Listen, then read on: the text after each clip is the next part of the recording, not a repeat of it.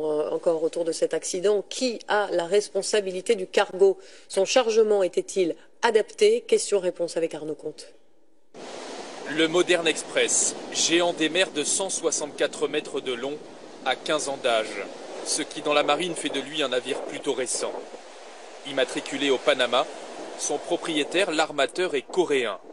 Il loue ce bateau à cette société de transport maritime, European Ro-Ro Lines, dont le siège est en Belgique, avec une antenne en France, ici au Havre. C'est pour le compte de cette dernière que le Modern Express quitte le Gabon il y a 2 semaines. À son bord, 3600 tonnes de bois qui doivent être livrées au Havre, première étape, puis à Anvers en Belgique.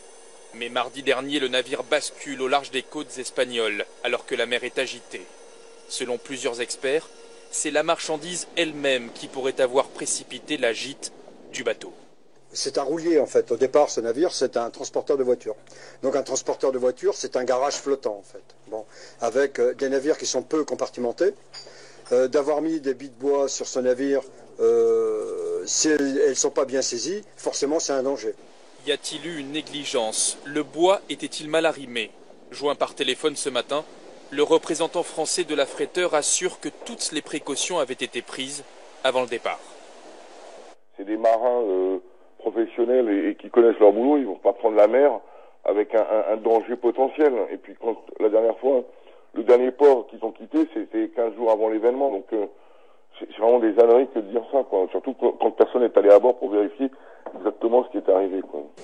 Les 22 membres d'équipage sont tous philippins, évacués par la marine espagnole.